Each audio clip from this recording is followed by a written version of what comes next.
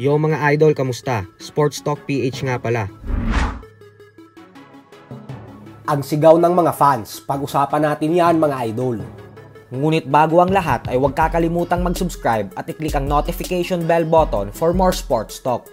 So napakainit nga po ngayon ang usapin patungkol sa alitan na namumuo sa pagitan ng dalawang pambato natin na si former 2 Division and Unified World Champion Marlon Tapales at ng former 3 Division World Champion Angas ng Pinas, Janrael Casimero.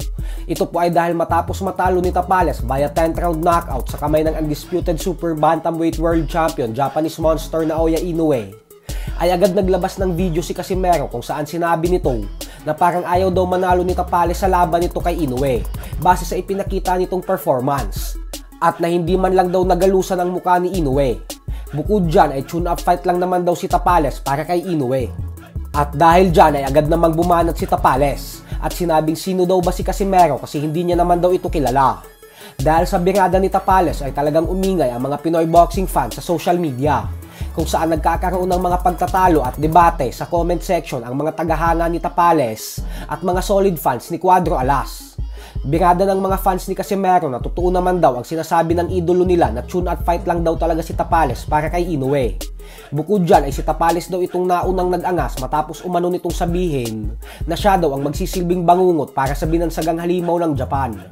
Habang ang mga fans naman ni Tapales ay bumanat din at sinabing matagal na daw bumabanat si Casimero sa idolo nila. Pero ngayon umano na sumagot lang ng simple si Tapales ay nagsiiyakan na daw agad ang mga Casimero fans.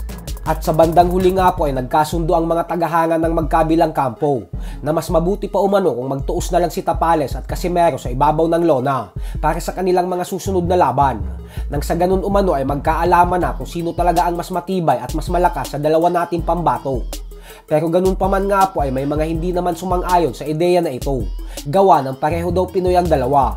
Huwag daw paglalabanin ang magkababayan at bagkus itapat daw dapat ang mga ito sa ibang mga lahi.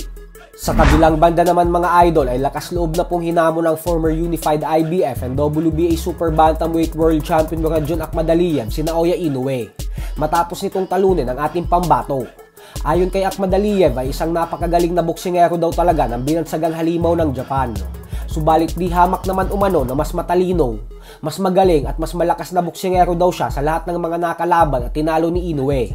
Kaya naman ginarantiyan ni Akmadaliyev na makakasaksi daw ang mga fans ng isang napakagandang laban kapag nagtuo silang dalawa ni Inoue. Bagay naman na hindi masyado kumbinsido sa mata ng mga fight fans kasi pinahirapan at tinalo daw si Akmadaliyev ni Tapales tapos dinespat siya naman ni Inoue si Tapales at tinumba ng 2 beses. Kaya naman hindi daw nila nakikita kahit saang anggulo tingnan na matatalo ni Akmadaliyev ang Japanese Monster.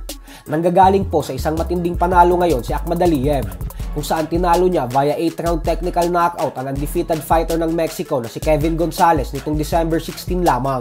So hanggang dito na lang po muna tayo mga idol. Sports Talk PH, kakaiba ang laban ng mga